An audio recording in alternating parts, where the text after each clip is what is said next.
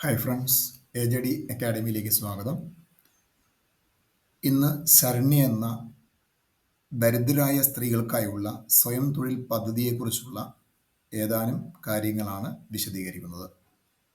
വിധവകൾ, വിവാഹമോചിതർ, ഉപേക്ഷിക്കപ്പെട്ടവർ, പട്ടികവർഗത്തിലെ അവിവാഹിതരായ അമ്മമാർ, ഭിന്നശേഷിക്കാർ, കിടപ്പ് രോഗികളുടെ ഭാര്യമാർ എന്നിങ്ങനെ സംസ്ഥാനത്ത് ഏറ്റവും പിന്നോക്കം നിൽക്കുന്നതും ഒറ്റപ്പെട്ടതുമായ സ്ത്രീകളെ ഉന്നമിപ്പിക്കുന്നതിനായി സംസ്ഥാന സർക്കാർ പ്രഖ്യാപിച്ച ഒരു സ്വയം തൊഴിൽ പദ്ധതിയാണ് ശരണ്യ.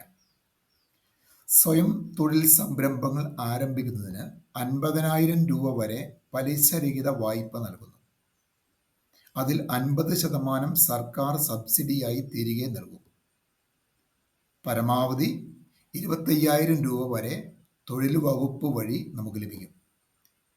തിരിച്ചടവെന്ന് പറയുന്നത് 60 തുല്യ മാസഗഡുക്കളായിട്ടാണ് ചെയ്യേണ്ടത്.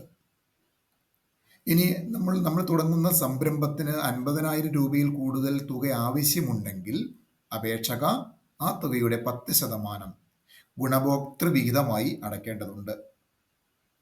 മാത്രമല്ല 50,000 രൂപയിൽ കൂടുതൽ ലഭിക്കുന്ന തുകയ്ക്ക് 3% നിരക്കിൽ പലിശയും അടയ്ക്കേണ്ടി വരും. ഈ പദ്ധതി വ്യക്തിഗത സംരംഭങ്ങൾക്ക് വേണ്ടിയുള്ളതാണ്. എന്നാൽ ഒന്നിലധികം സംരംഭകർക്ക് സംയുക്ത സംരംഭം ആരംഭിക്കാനും ഈ പദ്ധതിയിൽ അനുവാദമുണ്ട്. ഈ സംയുക്ത സംരംഭത്തിലെ ഓരോ വ്യക്തിക്കും പരമാവധി വായ്പയും അതിൻ്റെ സബ്സിഡിയും ലഭിക്കും. വായ്പാ തുകയ്ക്ക് യാതൊരുവിധ സെക്യൂരിറ്റിയും നൽകേണ്ടതില്ല. ഇതിന് ആർക്കൊക്കെയാണ് യോഗ്യതയുള്ളത്?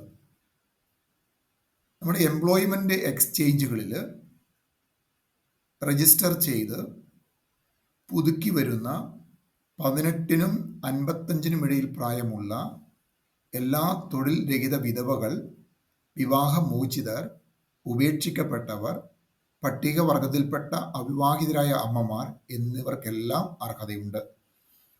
കുടുംബ വാർഷിക വരുമാനം 1,00,000 രൂപയിൽ കവിയാൻ പാടില്ല.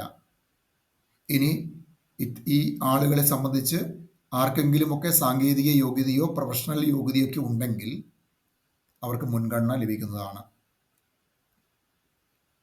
അപേക്ഷാ ഫോമുകൾ ഉദ്യോഗാർത്ഥി രജിസ്റ്റർ ചെയ്തിട്ടുള്ള എംപ്ലോയ്മെന്റ് എക്സ്ചേഞ്ചിൽ നിന്ന് സൗജന്യമായി ലഭിക്കും.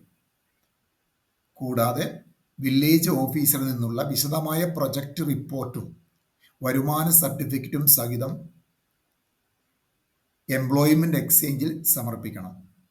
അപേക്ഷയിൽ പൂരിപ്പിച്ച ഡാറ്റ, വരുമാന സർട്ടിഫിക്കറ്റ്, കമ്മ്യൂണിറ്റി സർട്ടിഫിക്കറ്റ്, വൈവാഹിക നില സംബന്ധിച്ച സർട്ടിഫിക്കറ്റ് തുടങ്ങിയവയുടെ കൃത്യത സംബന്ധിച്ച് എംപ്ലോയ്മെന്റ് എക്സ്ചേഞ്ചിൽ അപേക്ഷയുടെ പ്രാഥമിക പരിശോധന നടത്തും.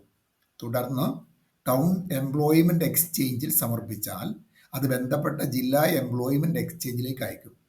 സൂക്ഷ്മ പരിശോധന നടത്തിയ അപേക്ഷകൾ ജില്ലാ എംപ്ലോയ്മെന്റ് ഓഫീസർ വായ്പ അനുവദിക്കുന്നതിനായി ജില്ലാ കമ്മിറ്റിക്ക് സമർപ്പിക്കുന്നു. ജില്ലാ കളക്ടർ ചെയർമാനും ജില്ലാ എംപ്ലോയ്മെന്റ് ഓഫീസർ കൺവീനറുമായ ശരണ്യയുടെ ജില്ലാ കമ്മിറ്റിയാണ് അനുമതി അധികാരി. ലോൺ തുക തൊഴിൽ വകുപ്പിൽ നിന്നും അപേക്ഷകന്റെ ബാങ്ക് അക്കൗണ്ടിലേക്ക് നേരിട്ട് അയക്കും. Okay, thank you. ഈ ഇൻഫർമേഷൻസ് നിങ്ങൾക്ക് ഉപകാരപ്രദമായെങ്കിൽ എൻ്റെ ചാനൽ സബ്സ്ക്രൈബ് ചെയ്യുക, ലൈക്ക് ചെയ്യുക, ഷെയർ ചെയ്യുക, കമൻറ്റ് ചെയ്യുക.